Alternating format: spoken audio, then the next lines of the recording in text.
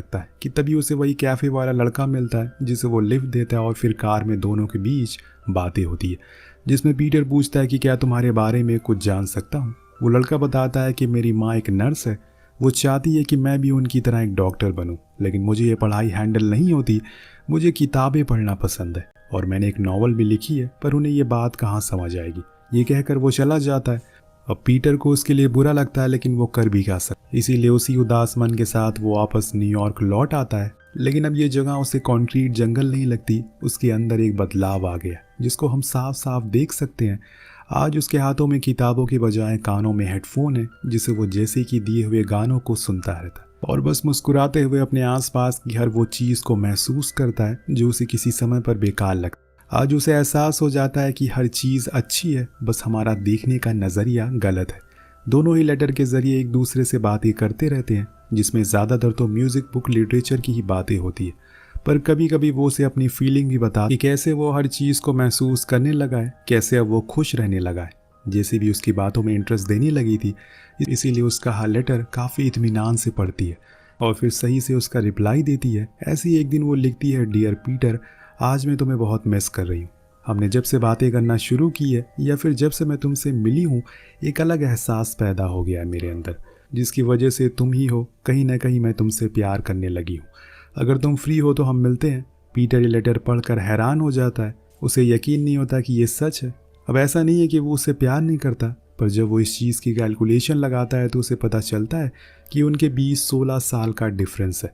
जब वो 50 का हो जाएगा तो वो 37 की होगी, जो देखकर वो अपना सर पकड़ लेता है। लेकिन खुद को समझाने के लिए वो एक कैलकुलेशन और करता है, जिससे पता चलता है कि जब वो 87 साल का होगा तो जैसी भी 71 साल की हो जाएगी, जो देखकर उसे थोड़ा सा अच्छा लगता है। पर क्या हो अगर वो इतनी एज तक जिंदा ही ना रहे, किसी ने कल थोड़ी देखा है। यही सब वो पूरी रात सोचता रहता है। लेकिन फिर सुबह हम उसके कॉलेज कैंपस में उसे देखते हैं, यानी कि वो कहीं ना कहीं अब जेसी से प्यार में पड़ गया है, जो उसे देखकर उसे गले से लगा लेती है। अब जेसी उसे देखकर उसे गले से लगा लेती है और फिर दोनों उसके रूम में जाते हैं, जहाँ पर पीटर थोड़ा हेजिटेट करता है। इसीलिए वो उसे फाइनली कह ही देती है कि हमारी एज डिफरेंस बहुत ज़्यादा है, ये सही नहीं है। लेकिन जेसी कहती है कि इससे क्या ही फ़र्क पड़ता है, हम प्यार करते हैं, बस यही काफ़ी है। ये बोलकर वो उसके फॉरहेड पर किस करती है कि तभी वहाँ उसकी रूममेट आ जाती है, जिसने पीटर को बूढ़ा कहा था अब कैफ़े में।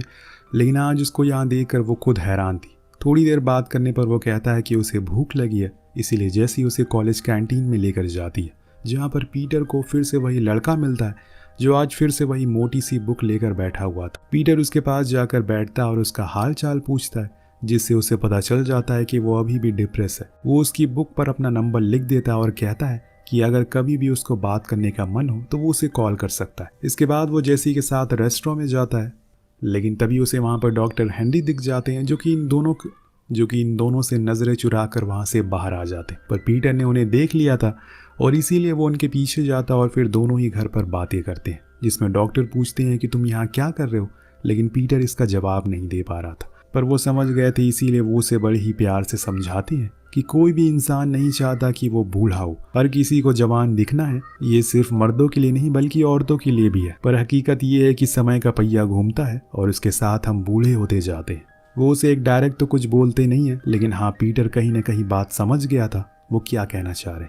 इसीलिए रात होने पर वो कॉलेज गार्डन में घूमता हुआ यही सोच रहा होता है कि क्या वो अभी भी कुछ कर सकता है, क्या वो अभी जो कुछ भी कर रहा है वो सही है या फिर गलत। तभी उसकी मुलाकात फिर से वही अजीब से फनी आदमी नेट से होती है, जो उसे देखकर समझ जाता। नमस्ते आप सभी सनातनियों को आपके वीआईपी सदस्य बनने से होती है, जो उसे देखकर समझ जाता है कि वो उसी लड़की के लिए यहाँ पर आए। वो फिर से अपनी सलमान भाई वाली फिलॉसफी झाड़ना शुरू करता है और कहता है कि तुमने जो कुछ भी लग रहा है वो बस करते जाओ, रुको मत। वो लड़की तुम्हारा इंतजार कर रही है, जाओ उसके पास जाओ और बस आज का सोचो और इस जिंदगी को जियो। यहाँ पीटर को उसकी बातों से थोड़ा अच्छा लगता है, क्योंकि शायद वो यही सुनना चाहता था किसी और से। इसीलिए वो जेसी के रूम में जाता है, जहाँ उसकी रूममेट नहीं थी, जिससे वो समझ जाता है कि जेसी ने पहले से प्लान किया हुआ था। वो उसे ये भी बताती है कि ये इससे पहले वो आज तक किसी भी लड़के के साथ इंटीमेट नहीं हुई है। जो सुनकर पीटर वहाँ से उठकर वॉशरूम आ जाता है और परेशान होने लगता है, क्योंकि उसे पता चल चुका था कि जेसी कोई ऐसी वैसी लड़की नहीं है। जेसी उसे लेके काफ़ी सीरियस है, उसने काफ़ी दूर तक का सोचा हुआ। इसीलिए वो वापस आकर उसे आराम से समझाता है कि देखो, जैसे हमारे बीच में 16 साल का डिफरेंस है और जो हम कर रहे हैं वो सही नहीं है। तो जैसी कहती है मुझे एज से कोई फ़र्क नहीं पड़ता और तुम बार बार ऐसा क्यों कह रहे हो, जैसे कि तुम कोई अपराध कर रहे हो। तो वो जवाब में बोलता है कि अगर करने से पहले ही पता चल जाए कि ये अपराध है तो वो और बुरा होता है। जो सुनकर जैसी पूछती है कि अगर तुम्हें मैं पसंद नहीं हूँ तो तुम यहाँ पर आए ही क्यों। पीटर बताता है कि ऐसा नहीं है कि मैं तुम्हें पसंद करता हूँ, कि मैं तुम्हें पसंद नहीं करता हूँ, इसीलिए तो मैं तुमसे मिलने के लिए आया हूँ क्योंकि मुझे तुम्हारी फिक्र है। पर अब जैसी रोने लगती है उसका दिल टूट गया था और पहली मोहब्बत, पहला बार दिल टूटना बहुत ही पेनफुल होता है। उसे पीटर पर बहुत गुस्सा आता है, इसीलिए वो उसे अभी इसी समय रूम से बाहर जाने को कह देती है। पीटर तो मानो इसी चीज़ का इंतज़ार कर रहा होता है। वो वहाँ से अपने घर न्यूयॉर्क आ जाता है और फिर कुछ महीनों के बाद वो जेसी को एक लेटर लिखता है जिसमें वो उसके दिल दुखाने के लिए बहुत माफ़ी मांगता है क्योंकि वो उसके साथ ऐसा कभी भी नहीं करना चाहता था। और वो अब ये भी बताता है कि जब से वो यहाँ से आया है तब से ही वो अपनी उम्र वालों के साथ घूमना मिलना शुरू कर दिया है। इसी बीच हम देखते हैं कि वो उसी लड़की के पास जाता है जो कि लाइब्रेरी में काम करती थी। उसका नाम ऐना होता है। आज पहली बार पीटर उससे बात करता है जिससे कि ऐना बहुत ही ज़्यादा खुश होती है और बताती है कि उसका बुक में बहुत ज़्यादा इंटरेस्ट था पहले, लेकिन फिर उसे एक दिन समझ आ गया कि मैंने इतनी सारी नॉवल पढ़ी है लाइफ के ऊपर, लेकिन खुद की लाइफ को तो मैं भूल ही गई। तब से मैंने बुक में ज़्यादा इंटरेस्ट रखना छोड़ दिया। अब बातों ही बातों में वो उसे उसकी उम्र पूछ लेता है ताकि इस बार कोई कन्फ्यूज़न ना रहे। तब उसे पता चलता है कि वो उसकी ही उम्र की है, अभी उसने शादी नहीं की है। और इसके बाद दोनों को हम साथ में बाहर घूमते हुए देखते हैं। पीटर इस मोमेंट को काफ़ी एंजॉय करता है। अब उसे कोई गिल्ट नहीं है कि दोनों छोटे बड़े हैं और इसीलिए वो हर पल को खुल कर जीता है। अब एक दिन जब वो घर लौटता है तो उसके पास उसे डिप्रेस लड़के का कॉल आता है जिसकी बुक पर उसने अपना नंबर लिखा था।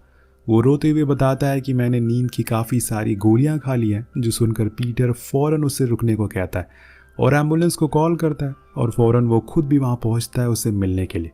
जब उस लड़के को होश आता है तो वो खुद के सामने पीटर को बैठा हुआ देखता है कि आखिर वो उसके लिए इतनी दूर से यहाँ क्यों आया जबकि वो बस उसे 1-2 बार ही मिला होगा। तब पीटर बोलता है कि जो लोग अच्छी किताबें पढ़ते हैं उनके लिए मेरे दिल में काफ़ी इज्जत होती है। इसके बाद वो जेसी से मिलने जाता है जो उसका बहुत ही अच्छे से वेलकम करती है सारी पुरानी बातों को भूलकर, और बताती है कि उसने जो फैसला उस दिन लिया वो एकदम सही था। कभी कभी हमें कुछ फैसले बाद में सही लगते हैं, जैसे हम जब टीनेजर होते हैं तो हमें अपने पेरेंट्स की कई बात गलत लगती है, बुरा लगता है, हमें गुस्सा भी आता है, लेकिन बड़े होने पर हमें समझ आता है कि वो सही कहते थे। इसी तरह मुझे भी समझ आ गया है कि मैं लाइफ को जीने का एक शॉर्टकट ले रही थी, लेकिन ऐसा मुमकिन नहीं है क्योंकि हर चीज़ का एक प्रोसेस होता है और उस प्रोसेस से हर किसी को गुजरना पड़ता है। जो बोलकर वो रोने लगती है तो पीटर कहता है कि जो हम लेटर लिखते थे वो मेरे लाइफ के गोल्डन मोमेंट्स थे, इसीलिए मैं उसे कभी भी दूर नहीं करना चाहता हूँ। अगर तुम चाहो तो हम दोस्त की तरह एक दूसरे को लेटर लिख सकते हैं। जैसी मान जाते और एक बार फिर से वो लेटर लिखने का सिलसिला शुरू हो जाता है जिसमें वो उसे ऐना के बारे में सब कुछ बताता है और कहता है कि उन दोनों ने अब शादी कर ली और अब वो बहुत ही ज़्यादा खुश हैं। अगले सीन में हम ऐना और पीटर को साथ में देखते हैं। दोनों अपने बुढ़ापे के बारे में बात करते हुए बहुत हंसते हैं, जिसमें ऐना कहती है कि आज से 30 साल बाद वो लेक के साइड में छोटा सा घर ले लेंगे और वहीं आराम से बैठकर खूब बातें करेंगे। जिसके जवाब में पीटर एक लंबी सांस लेता है और कहानी इसी दृश्य के साथ समाप्त हो जाती है।